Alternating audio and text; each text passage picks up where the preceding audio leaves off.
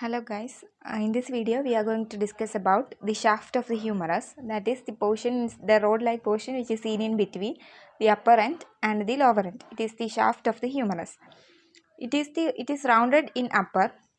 It is rounded in upper and triangular in lower. It is the upper part and it is rounded in the upper, and it is more like a triangle in the lower part. We know that the fossas are seen, so it is the anterior and this is the posterior. So it is the posterior portion, it is the anterior portion. So it is rounded in the upper part and triangular in the lower part.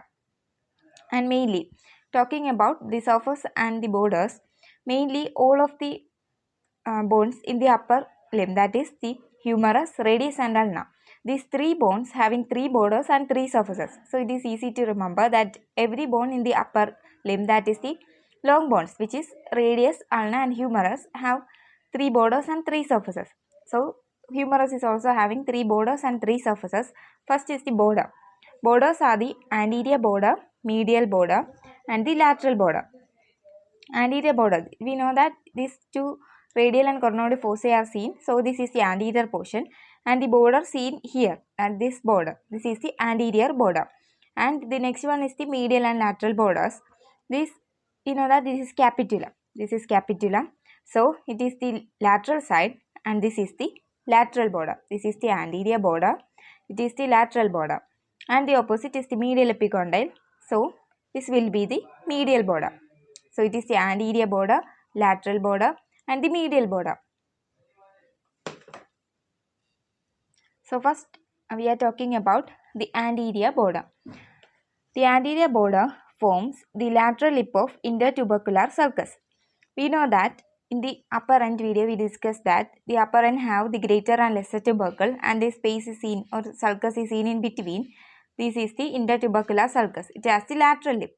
This lateral lip is from the anterior border. This lateral lip is continuing as the anterior border. So, it forms the lateral lip of intertubercular sulcus. The anterior margin of deltoid tuberosity. This V-shaped roughened area or the triangular shaped roughened area is called as deltoid tuberosity. This anterior portion of the deltoid tuberosity is formed by the anterior border. So, it is forming the anterior margin of the deltoid tuberosity. And in the lower half, it is the upper, it is the middle half and it is the lower half. So in the lower half, it is smooth and rounded. It is smooth and we see that it is rounded. It is rounded and smooth in the lower half. This is all about the anterior border. Then about the medial border. This is the medial epicondyle. So this will be the medial border. This is the medial border. And in the upper part, we know that this is the lesser tubercle and this is the medial lip of the intertubercular sulcus.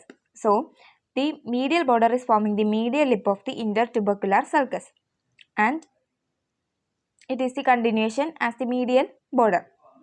And in the middle part there is a roughened strip, and in the lower we know that this is the medial supracondylar ridge. This is the medial supracondylar ridge. The medial border at the lower portion, it is continuing as the medial supracondylar ridge. So, the medial border, upper part, it forms the medial lip of intertubercular sulcus, and in the middle it presents a rough strip, and in the lower it continues with the medial supracondylar ridge. Then we are talking about the lateral border. The lateral border is seen lateral, that is the capitulum is seen laterally. So this is the lateral border. This one is the lateral border, and the lateral border, it is somewhat not very defined, but it is defined in the lower portion. The lower portion is very defined. It is continuous as the lateral supracondylar ridge. Then the surfaces. We know that the humerus has three borders and three surfaces. The surfaces are, first one is, this is the anterior border and the surface seen in between the anterior border and the lateral border. This is the surface. It is known as the androlateral surface. This is the androlateral surface. And the next one will be the opposite, that is the surface seen in between the anterior border, and this is the medial epicondyle and it is the medial border. So this surface seen in between these two are the andromedial surface. And in the posterior aspect, this is the posterior aspect, there will be a larger surface and smooth surface. This is the posterior surface. So mainly there are three surfaces. First one is the andromedial surface. second one is the anterolateral surface, and third one is the posterior surface.